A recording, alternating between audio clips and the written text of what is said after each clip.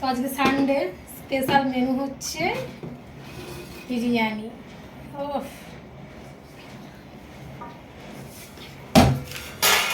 তো আমার ছেলের ধৈর্য কম, ওকে একটু তুলে খাইয়ে দিয়েছিলাম, তো এখন দিচ্ছি ঘি।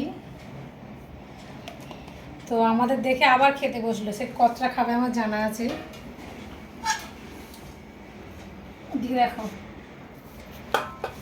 এই যে বিরিয়ানিটা এত হয়, মানে সপ্তাহে 2-3 বার হয়ে যায়।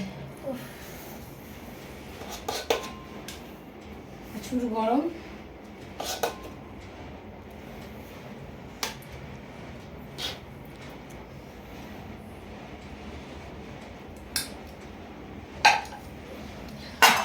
প্রত্যেকবারে ভাত বাড়তে গিয়ে আমার আলুগুলো ভেঙে যায়, গাছ ভাঙে না।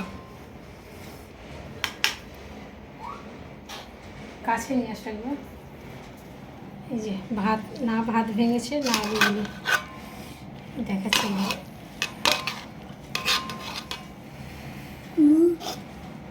খাবি তো আবার?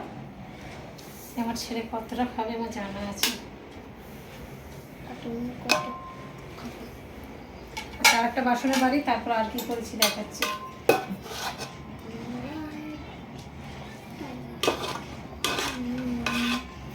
আজকে আমার ছেলে ঘুরতে যাবে, ভাববো না সবার খারাপ খেয়ে গান যাবি।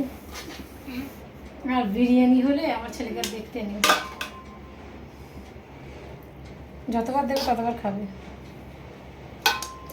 আচ্ছা, মাংস আমি তুলছি, এখন আলু তোলা হয়েছে। আচ্ছা, এদিকে করেছি রসুন আর শুকনো লঙ্কা আর বাদাম, একটা চাটনি। এটা হেভি খেতে লাগে, মোমো দিয়েও খাওয়া হয়। আর তো রাত্রে মেয়েরা মোমো বানাবে, তো তার জন্য খানিকটা চিকেনও তুলে রেখেছি আর এই চাটনিটাও বানানো হলো।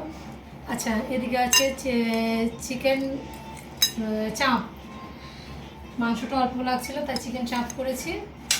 আর এদিকে আছে, আমার ছেলে আবার বলতে বলা চলবে না, কম আছে। আচ্ছা, এদিকে আছে স্যালাড, এখানে অল্প একটু রায়তা করেছি। টক দইটা আর কি বিরিয়ানিতে হয়েছে, খানিকটা বেঁচেছিল, রায়তা করে নিয়েছি। আর এদিকে আছে ধনে পাতা, পুদিনা পাতা, টক দই আর হচ্ছে আদা দিয়ে একটা চাটনি, এটাও হেভি লাগে খেতে। তাই হচ্ছে আজকের মেনু।